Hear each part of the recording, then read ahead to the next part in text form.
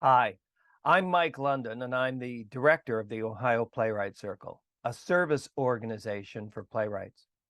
Over the years, I've read lots of good books on playwriting. There are some wonderful educators that have been guiding writers across the theater communities. This series of interviews is a chance for each of us to get to know some of those educators and their approach to storytelling.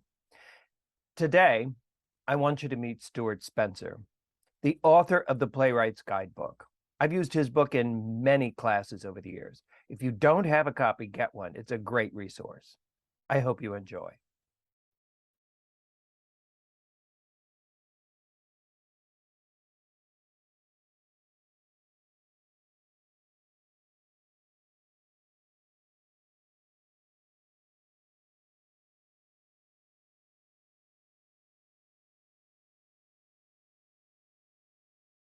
I always understood action, right? Action is not that hard to understand. People want things, and that's simple. But uh, the kind of want that it is and where that want is pointed to makes a huge difference.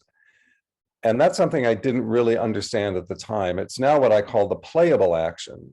That's the only thing that really does a playwright any good.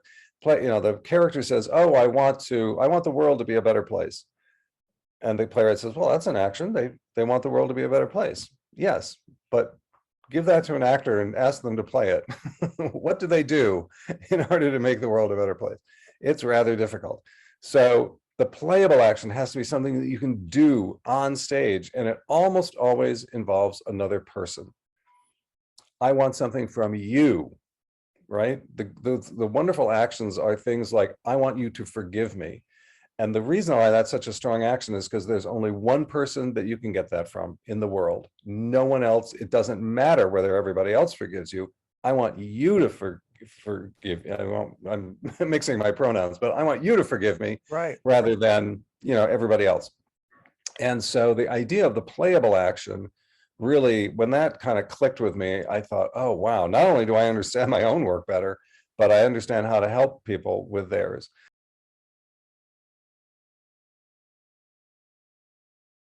Well, I have particular insight about this, again, now that I didn't have a long time ago, because I've begun writing fiction myself. So I can speak with some authority about how fiction is written and how plays are written. The thing that I begin with is that as a fiction writer, you have a tremendous number of tools, things that you can do to help you tell the story. Of course, there's the dialogue, what people are saying, but you also have the narrative voice. You have different kinds of narrative voices. You can choose a first person, second person, third person. You can choose what's called a close third person, which is technically third person, but really you're kind of inside their head somewhat. And it's a wonderful form. It's the one I love best because you can kind of go back and forth. You can be very close and very much inside their head, and you can also kind of pull back and have a more bird's eye view. You can change easily. I mean, not that you can't do this in a play, but it's so easy. Go back 40 years, spend a little time there in a paragraph, and jump right back into the present again. Nobody cares, right? It's all okay. I compare fiction writing. If we're going to compare writing to driving vehicles, fiction writing, you're in a high-tech airplane with knobs and controls and things you can twist and all different ways you can get at this problem of flying this plane. In playwriting, you have exactly two. You have what people say, and you have what people do. You have two levers. It's an old wooden cart, completely, the same as it's been for thousands of years. And you got two controls, and you can use one or the other or both, but that's it.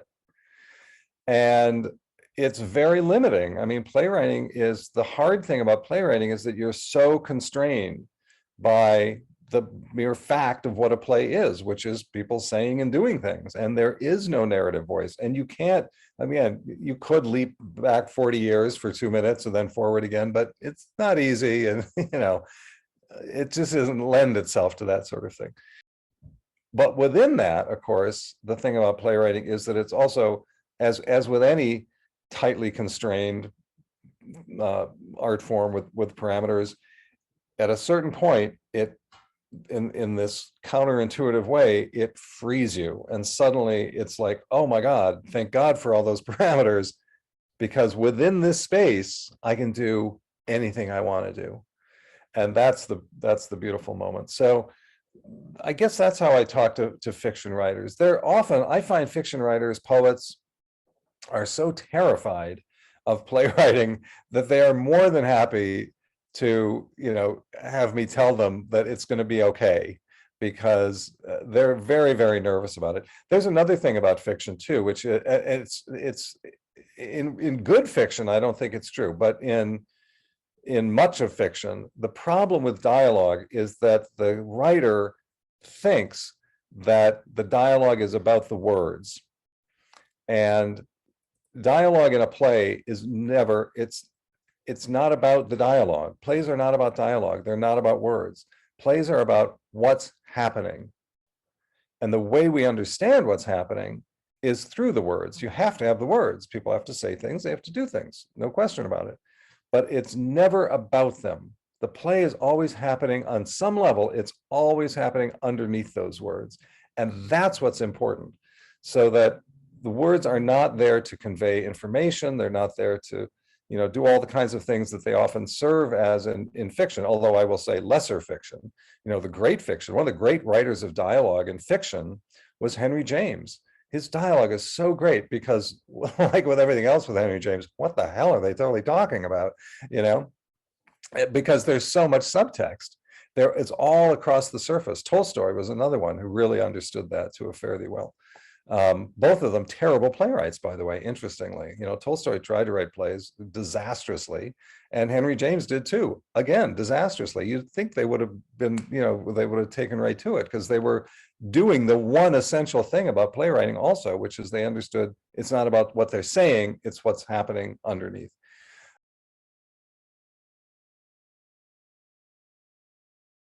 A mysterious thing, I think, in many ways. But I think it's true. I think people do have their own voice. I can't describe it. I can't tell you what it is exactly, but I can tell you that I read plays by people, and I think it's by students, and I'll just think, I don't know, it feels like somebody made you do it this way. It doesn't feel like this is what you wanted to do. It felt like you were following somebody's instructions, or you were doing what to please somebody. And I say, don't do that. Just please yourself. I always tell my students, your job is not to make me happy as your teacher. Your job is to make you happy. If you're happy, I'm happy. I don't have an opinion other than yours, basically. And so I think once you're really doing what you want to do, if you just give yourself permission to write what you want to write about in the way that you want to write about it, whether you think other people will like it or not is of no material interest. That's your voice. You end up with your voice, whatever it is. So it's not really a stylistic thing. It's not something you can point to. It's not like, oh, David Mamet has a voice. I mean, he does have a voice, obviously, and a very distinct one, but it doesn't have so much to do with all the kind of technical aspects of his little short sentences and all his, swearing and vulgarities and things like that. I mean, yes, that's part of it, but it's more just the fact that that's who he really is. When he sits down to write, that's what comes out. You know, he didn't decide that he was going to do that. He just, that's the kind of guy he is.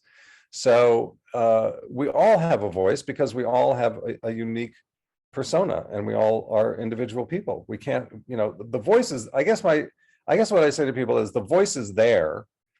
You know, you don't have to, well, you do have to find it, but you don't have to create it. You have to just strip everything else away and just do what you want to do, and bang, there's your voice. And it may not be immediately like super distinctive, you know, may not be Tennessee Williams versus David Mamet versus, you know, whomever. But it'll still be yours, and it'll still be authentic. And authenticity is really what we're looking for always, I think, in writing. I think you can always tell when things are it's just not, the playwright has not been left to their own devices. They've somehow added something that they think they ought to do rather than what they want to do.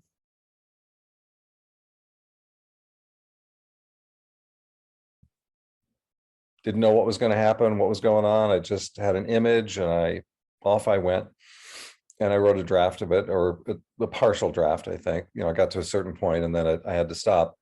And then I went back and looked at it and tried to make sense of what I had done, and tried to see what I liked about it and what I didn't like about it, and what seemed to be working and what didn't, and what seemed to be maybe working now, but I could project into the future and think, wow, that's never going to go anywhere. That character, it was two men in the scene. It was two older guys, and they were sitting. The one was an artist, a painter, and the other one was like a neighbor, or kind of just a buddy, you know, was kind of sitting there, and they were yakking about things. And I thought, you know, that I really love that friend. He's a great character. I love the way he talks. I like the relationship, but I thought, this is never going to go anywhere. It just isn't. And so I thought about it and thought, now why is that? And I ultimately realized there was nothing really at stake between them. And there was no way for this friend to have the kind of relationship, the kind of high pressure relationship that was needed for the story that I was now, you know, beginning to evolve in my head. And so I thought, well, who would serve that purpose? And I thought, well, a wife, number one, right?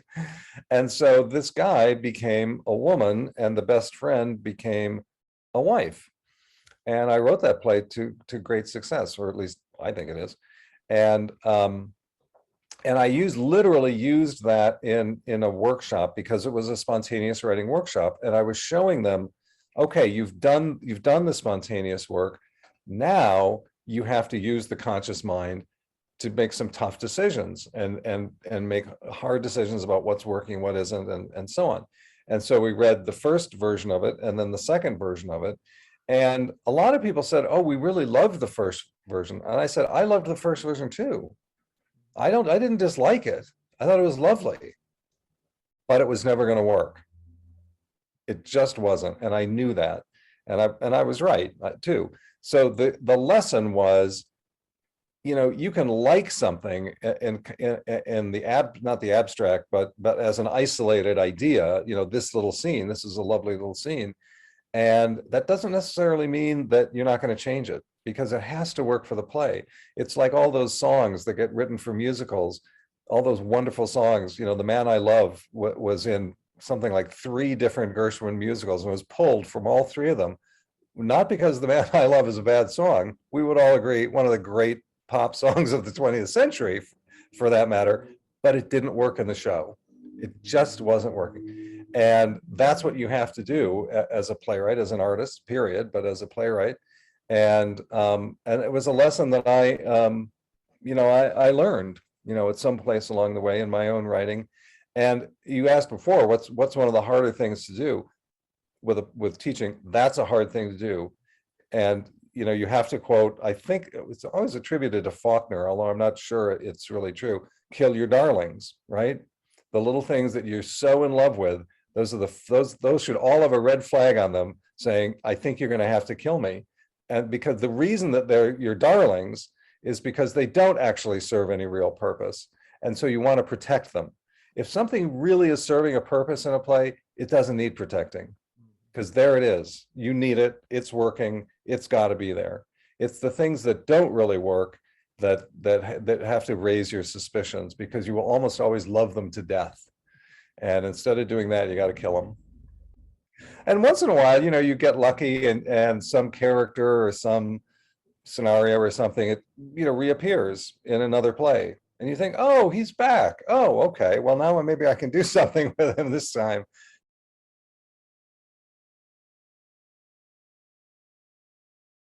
God, that's a great question. I don't know. It seems to be something new every time. If I were to look at my work and try to detect a theme or a motif, or it's all kind of coming from the same place, it's not easy. I would say, I guess the subject of intimacy and the problems of intimacy are a recurring theme in mine, and so I guess that inspires me. And it often, talk about the subconscious, I often begin those plays thinking they are about something completely different, and at the end of the first or second draft, I go, oh, I'm back to that theme again. Okay. didn't mean to, but there it is. And yeah, but other times, I wrote a play about a fox hunt, which is kind of a crazy thing to do on stage, except that I had seen Carol Churchill's Serious Money, in which people ride horses, but there are no horses on stage. The actors do this great thing where their legs are the horse's legs, but from the waist up, they're the rider.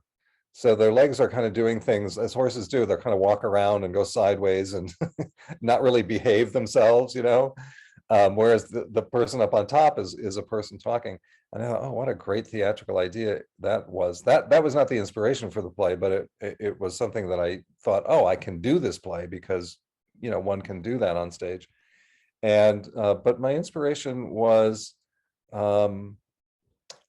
just about this kind of insane ritual of fox hunting, which my family moved to South Carolina, and they were never fox hunters, but they were peripherally involved with that whole scene. And I would go to the blessing of the hounds, which is this whole bizarre ritual where the priest comes out and sprinkles water on the hounds and tells them to have a good hunt and so forth. It was just so completely nuts that I thought, God, there must be a play in here somewhere called Go to Ground. And go to ground is a fox hunting term. It's what happens when the fox realizes it's in trouble, and it heads for its underground lair. It means it's gone to where it thinks it's safe, and that the hounds and so forth can't get at it. And I thought it was a great term and a great metaphor for what this guy was doing, because the guy is fleeing the city, his whole life having fallen apart. He races home only to encounter his family in the middle of a fox hunt. And so he has gone to ground in the play. The half of the play that's in this fox hunting is an iambic pentameter. And in New York, the scenes in New York, because you toggle back and forth between this night of hell and the next day. And when you're back in New York, everybody's talking in just regular modern lingo, but you get to the ritual, everybody's talking in iambic pentameter. I thought it was brilliant.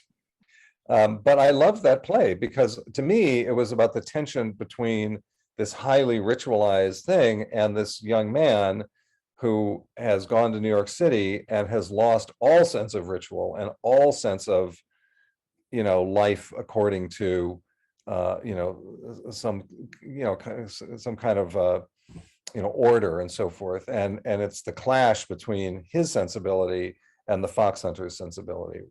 And I thought that was a really great idea, and I still do. But no one else seems to like that play very much at all.